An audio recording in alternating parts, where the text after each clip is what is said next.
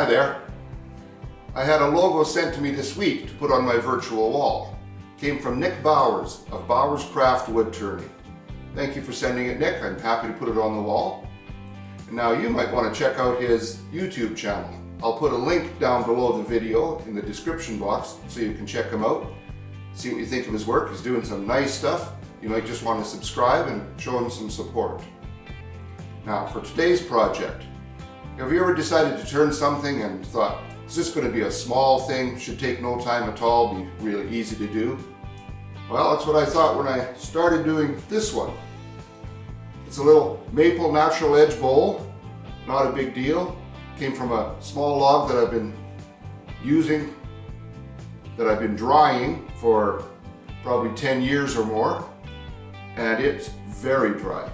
There were times when I couldn't even get any kind of turning, especially on the interior with the bowl gouge. I ended up going to a scraper. Felt at times like I was trying to turn sandstone or something.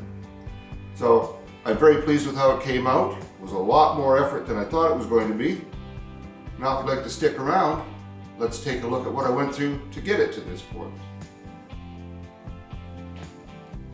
Today I would like to make a natural edge bowl out of this piece of maple. Now one of the challenges in making a natural edge bowl is getting the bark to stay on. And I don't know if you can hear this, but there's a big difference between the bark here and the bark there. It's solid, I believe it's pretty solid on the wood. This is very spongy, it's definitely going to come off. Same here, quite a few areas. So it's looking like this area right here is where I might be able to get a natural edge bowl. So my first thing is going to be putting this through the bandsaw, slicing it lengthwise, then putting a circle on there of some kind, a disc, so that I can have the bandsaw blade run around it to cut this into a bowl blank, and then we'll take it from there. So let me go over to the bandsaw and take care of that part right now.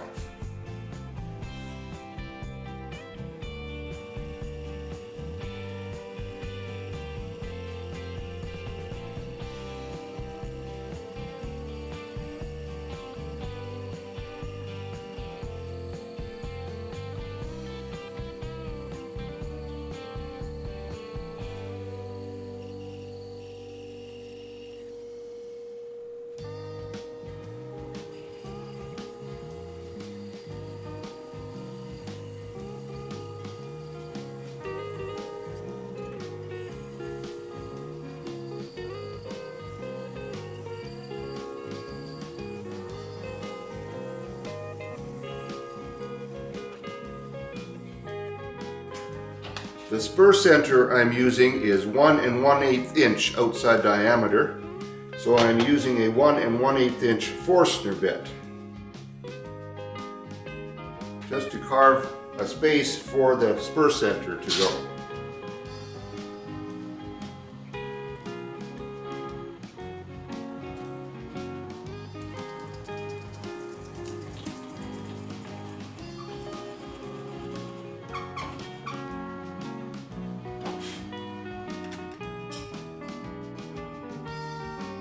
Now I'll be able to put that in there to drive this.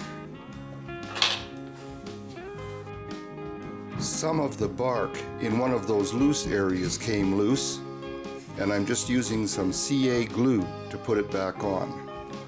I'll clamp it for a few minutes, and then it'll be ready to use.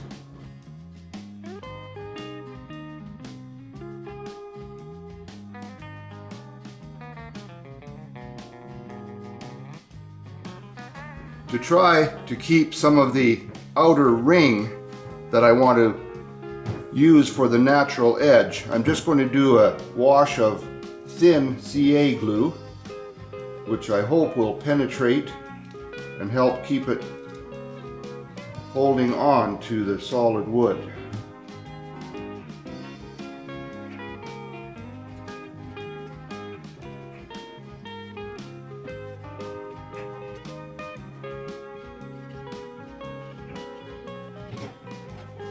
I don't want to use it all the way around to the inside because of course that's going to be turned away.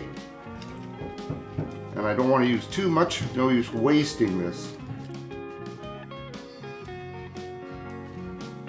I'll let that set for a while. First thing I want to do is true this up so it's balanced. It's got a little shake to it. And then I'm going to use my skew chisel with a peeling cut to get down there a little bit for the tendon.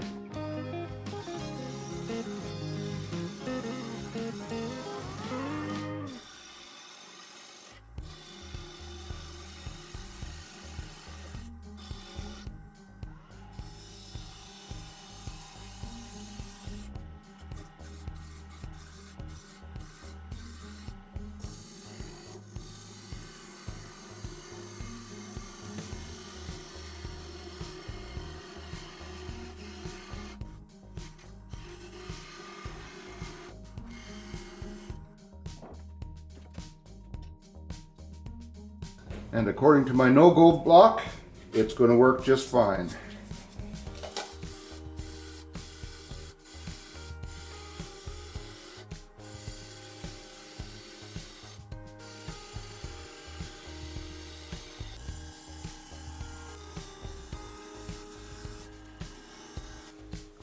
Well, that happened real fast, so I don't know if the camera caught it, but some of the bark came off. In 2 pieces, in fact. So I'm going to try gluing this back on and try it again. I'm not much for quitting until it's impossible.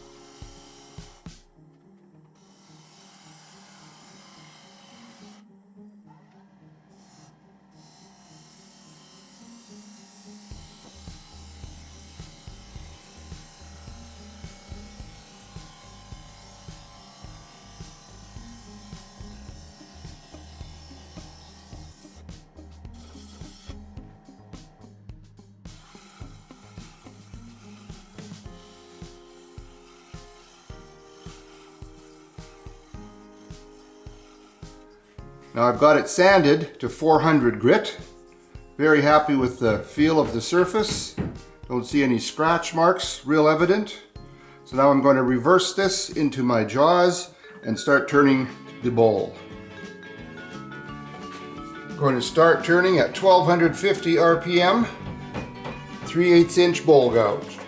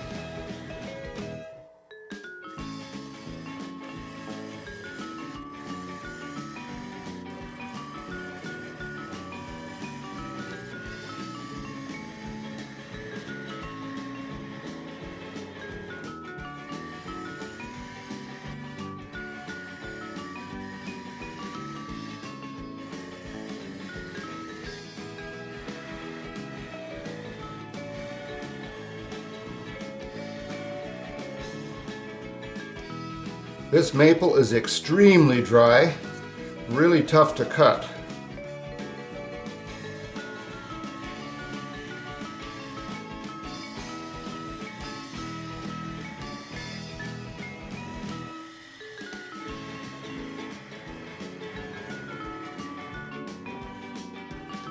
As you can see, this wood is so dry, I'm not really getting any curlies off of here, any shavings. I'm just getting dust. This is almost just like I was scraping it. So I think I'm going to try a scraper and see if that works better.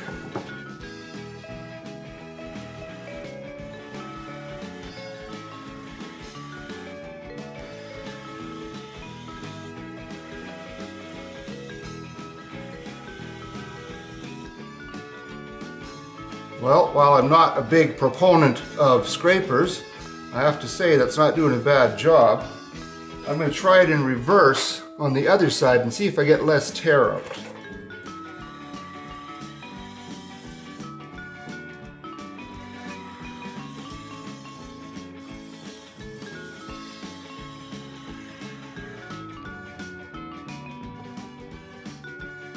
Not much difference really. Going to take some sanding. Just as a little point of information here, I have found that just taking my diamond card, laying it on there flat, and giving a few swipes can really make a big difference on the sharpness of these carbide cutters. I usually take it off, lay it on there flat, even with a little bit of water or oil, and move it around. But just a little bit of this, even dry, really makes a big difference.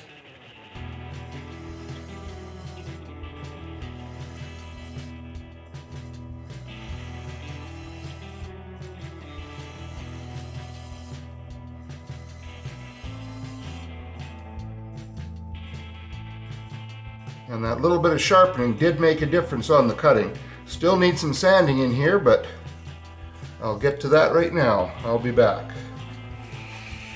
I'm going to use my usual sanding sealer, a 50-50 mixture of Zinsser Seal Coat and methyl hydrate. I'm going to put it on there fairly liberally. Then I will sand after each coat. I'll probably do 2 coats. I'll sand with 600 grit. The wood is sanded to 400 grit now. And then I will put on my finish. And I'll be back to show that. To turn the bottom, I'm going to use a spur center and my ratty old softball, which I'm going to place in the bowl and attempt to center on here. I've still got the mark for the live center, so I'll bring that up.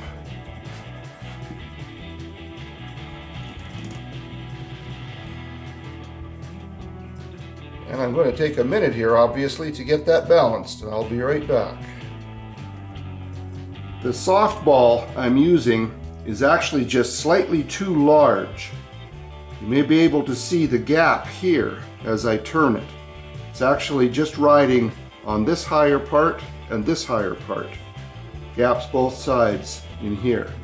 Slightly smaller ball would be better, but I don't have one, so I'll go with what I've got. I'm going to be turning at 1000 RPM. I've sharpened up my gouge again, and this is not running perfectly true, so I will be truing it up. We'll see just how well this friction fit works.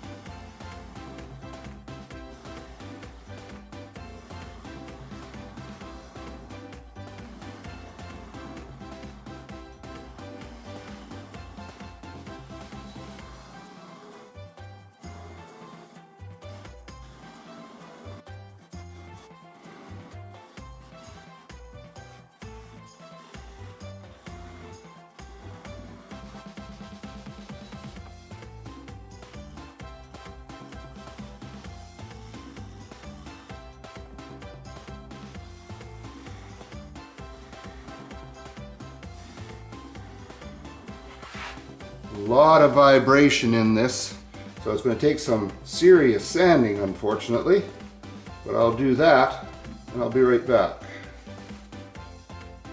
Now I want to use the Cindy Drozda Vortex tool just to make a couple of decorative rings.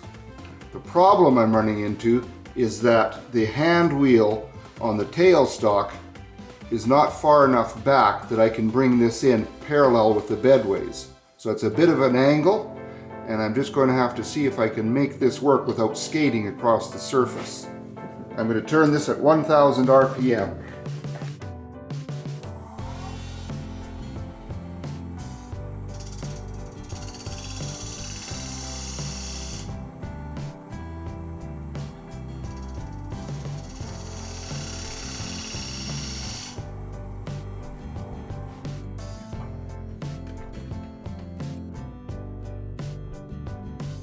And I think that looks pretty good. I'll just use the corner edge of some sandpaper in there a little bit, and I'll be back.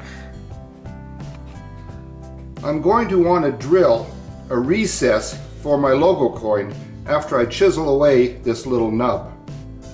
To make sure that I still have my center, I've got a 1/16 inch bit here, and I'm going to drill in, and that way when this is chiseled away, I'll still have the center marked.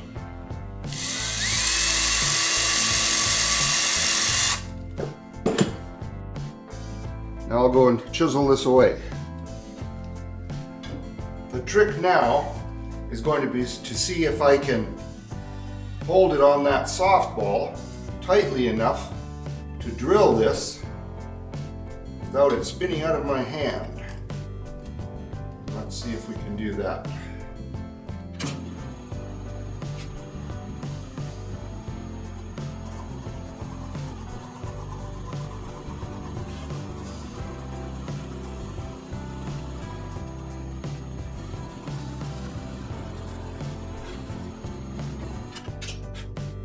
Alright, now it's ready for the logo, for signing and dating it.